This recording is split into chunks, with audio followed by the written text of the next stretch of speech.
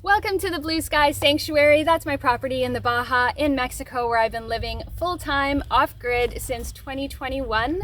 And today I'm happy to be sharing with you kind of an overview of what my typical day looks like here as it relates to off-grid life. We're going to touch on water management, solar power management, and property management. And so jumping right in, basically every day starts the same for me. I basically get up between 6 and 7, no alarm clock. The chickens or roosters wake me up and the sunshine wakes me up. And I take my dogs for a walk, and then I get home, make myself a tea, and start watering. These are my watering weapons, my old kettle, so it's not plastic. Everything plastic outside will disintegrate and eventually break. So I've got an old kettle in one hand and this little bucket in the other, so I'm balanced, and I'm doing like what they call the farmer's walk around the property every morning, watering all of the plants by hand, which I don't plan to do forever. In time we're going to have water lines. They're going to be gravity fed from the cistern that's in the highest corner of the property. We'll get into that later, but for now I'm hand watering, and this little bucket collects water from the air conditioning unit, which I'm still running even though we don't need to at this time of year, but I run it just to get that bit of purified water. So I'm going to put that in the dog's bowl, and then we're going to be touring around the property watering all the plants. So that's the dog's water bowl, and that's also the bird bath, and that attracts chipmunks and lizards and birds all day, and I can see them from just my couch in the living room. And so that little bit of water goes a long way to sustaining nature here and bringing lots of nature into the front yard, which I love. I've got water barrels all over the property. In the rainy season, these water barrels are right at the house, ready to capture the rain off the roof. But at this time of year, it's basically winter right now. I don't need them for capturing rain, so I've put them strategically all over the place so that I don't have to carry water as far. Another way that I consider where I'm pulling water from is if any of these have mosquito larvae in them, which the bottom one does. So we're going to go get water from that one because I'm trying to empty it out to get rid of any of the mosquitoes before they any of the mosquito larvae before they turn into actual mosquitoes. So these watering bins get filled just by gravity from the cistern up in the top corner. I have them double covered so that mosquitoes don't get in, but somehow there's still mosquito larvae in here.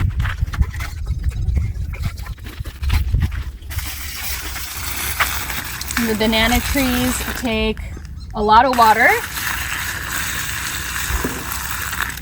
and I'm a bit stingy with water, so they haven't been doing that well. So I just cut them down the other day, and you can see they're already beginning to sprout their new leaves, and that'll just give them the chance to strengthen up their trunks. They were about 2 feet taller than they are now. That gets a little more awkward the emptier the bin gets. So this is one of my garden beds, and again it's December, and you can see it's producing plenty of tomatoes. These strawberries are just duplicating themselves. This used to be one plant, and there's now about 10, so by the time strawberry season is here, I think I'm going to have a good number of them. These onions I grew from just the kitchen scrap onions, and sweet potato grains, basil, moringa. All this I grew from seed. This one is about a year old, but I've got about 10 going. I got some baby moringa right here. The kettle is also ideal for watering because it's so accurate. So I really enjoy it. And this is what I do every day.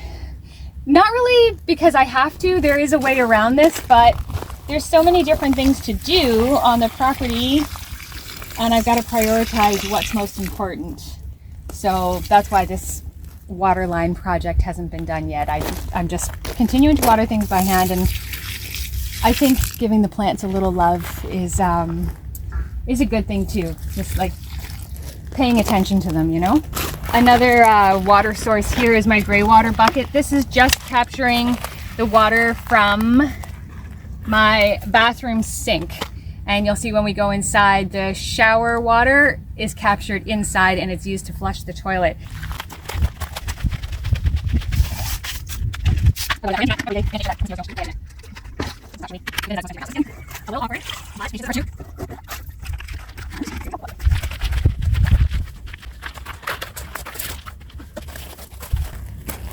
Oh, there's also celery in here.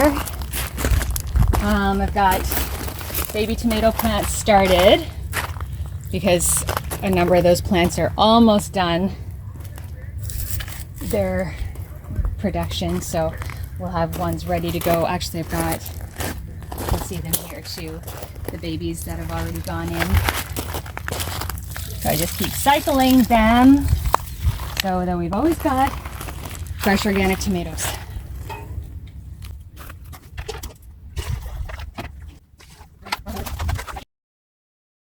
After all the watering is done, that usually takes between an hour and 2 hours, I come in, do a morning meditation, and then make myself a pretty big breakfast. It's the same almost every day just because I love it and I'm a pretty habitual person. So I have sweet potato hash and eggs and green juice more often than not. The sweet potatoes and the eggs are still coming from the market at the end of my street. I'm really grateful. They have great fresh produce there. I'm not ready to manage chickens here just yet. And I've got lots of sweet potato greens growing. I don't know if there's sweet potatoes under the earth yet, but I just keep harvesting the greens, so I don't want to pull those plants. So I'm just still getting my potatoes from the market. But what I want to share with you foremost about this is, in the morning, even if my battery is not full, even if it's at like 70 or 80%, I use my toaster oven to cook my sweet potato hash because I know that that power, the electricity that I'm using, is going to be replaced by the solar system by 1 or 2 in the afternoon easily. So there's no need for me to burn propane or use propane when I have free electricity through my toaster oven. It takes about 45 minutes for the sweet potatoes to roast up really nicely, but I just do that while I'm doing other things, and then it's about 11 o'clock and I'm really hungry and I have a nice big breakfast ready to go. Just before we head outside, I wanted to share with you the gray water situation in the banyo here. So as I mentioned earlier, the sink water gets captured in the bucket outside, and in fact, the shower water would get captured in that same bucket if I let it go down this drain, but instead I capture it in this bin. When I shower, I just put that down, all the water gets captured, and then I use that to flush the toilet. And really, your off-grid life doesn't have to look like this. I choose to reuse this water because it makes me feel good to do it. I just find it really satisfying. There's no point in having all this gray water going down into the septic. It serves no good purpose there. So resources aren't really abundant in Mexico for all of us foreigners to be coming in and using them up. So I just try to be as gentle as I can on the earth, and more importantly on the local resources, so that I'm taking as little as possible from the local community, and that just feels like the right thing to do. So let's head outside and we'll take a closer look at the cistern and how it connects to the house and feeds the property. This is my beloved cistern. It's been one of the most challenging aspects of my off-grid life because I didn't do it in a conventional way. Most people put this entire thing underground, cement roof, all underground, you can't see in it, and I really didn't like that idea because the water truck comes, you don't know what's in that water. If there's like one little dead lizard in there, then you've got one dead lizard in your cistern forevermore until it finds its way out into your tinaco and into your... It's a bad situation. I learned this in Costa Rica when a friend had an iguana this big plus its tail in their cistern rotting and had to find out the hard way. So I wanted mine to be above ground where I could look in it, and in a heat wave or some kind of emergency situation, we could go in it. We could either go into the water, or if in the future we need a kind of like holy shit house, like a hurricane is coming and you need to be, I don't know, half underground, that we could use this somehow like that. It's not fully thought through yet, but this was part of my thought process. So I put it above ground, and you can check out in there. It's quite beautiful, I think. I just love being able to see inside and get inside if and when I want. I just gave this a really good clean before it got filled last time. It's been one of my biggest challenges trying to keep the mosquitoes out and keep the algae out. So it's got a double cover right now. It's got the pool cover and a fabric cover. That half is covered by wood, and it's a work in progress, as many things are here. But basically it's in the highest point of the property, and it gravity feeds all the water barrels that you see around the property, and then we have a pump that sends the water onto the roof. So I'll share that with you.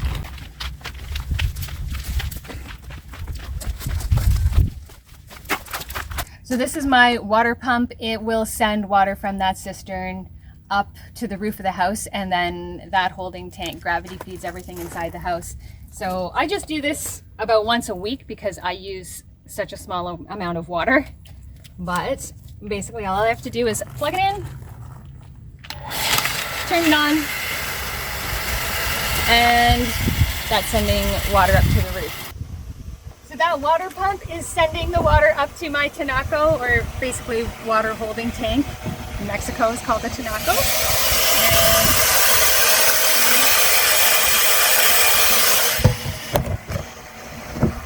There's a float mechanism in here, and ideally when this reaches full, the float will automatically turn the pump off.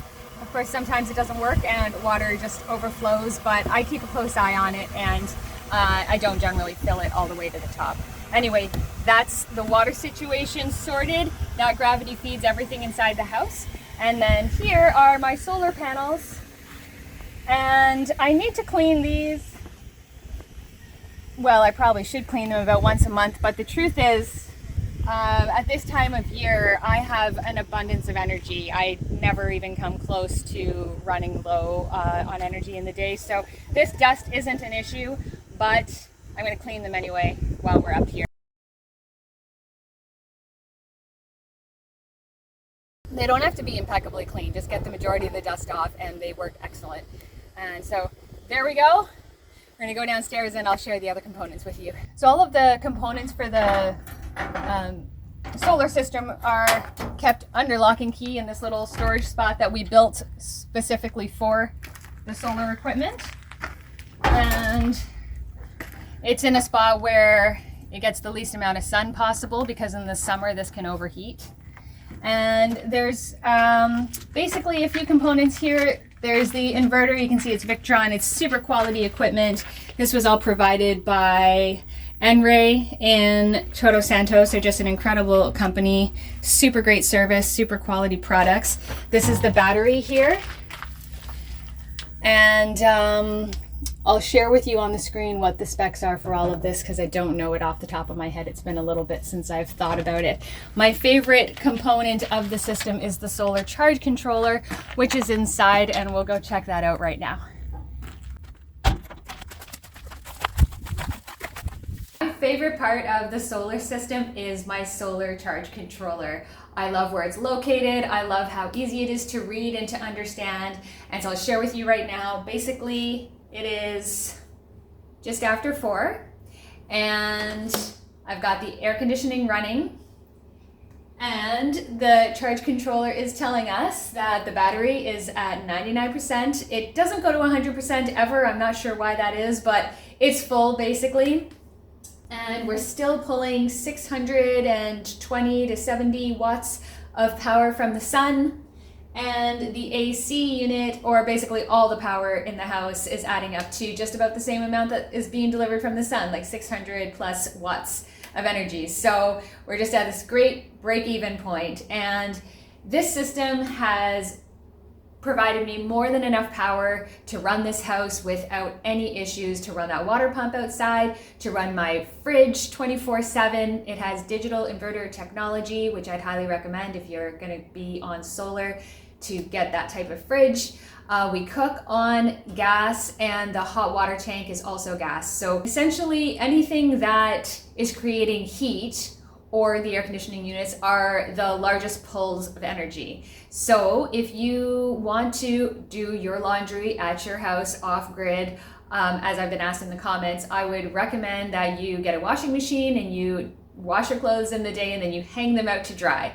I am the first to confess that I'm living a really luxurious version of off-grid life. I kind of have a foot in each world, off-grid and regular. So I take my clothes to the laundromat because I can, and because it is so inexpensive to do so, it just makes sense. It's 100 pesos to get my clothes washed and dried and folded and handed back to me.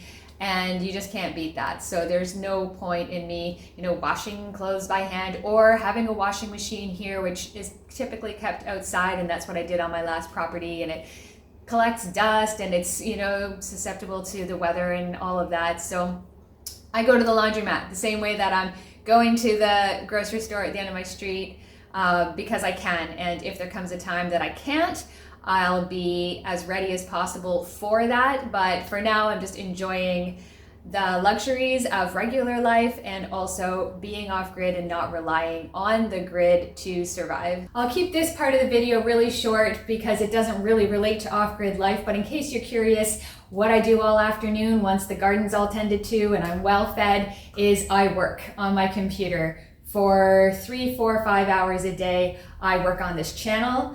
I coach and consult, and I am doing stuff for management for my rental units. So there's plenty of work to do, and that is what pays the bills. Even though I don't have a mortgage here, of course, there are expenses still to be covered. And so I'm grateful that my life doesn't have to revolve around work, but I still am working easily 6 days a week, sometimes even 7 if this video doesn't come together as easily as it should. So that's my afternoon, and then sunset comes and the sunset rituals begin.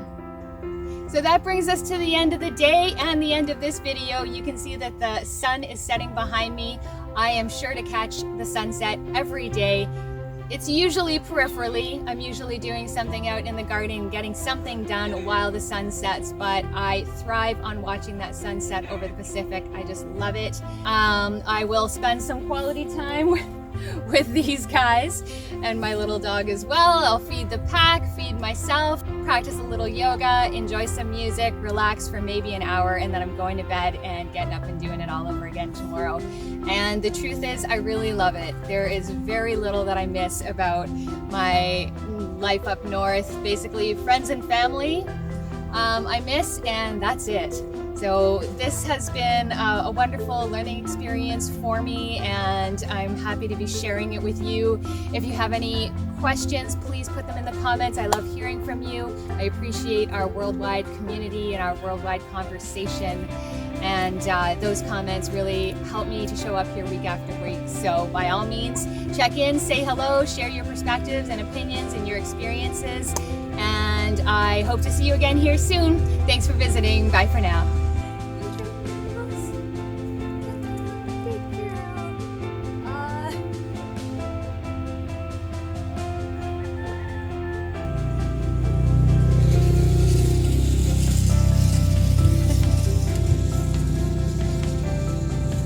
Well, that's it for today, the end of the video. So another day done. We're catching the sun.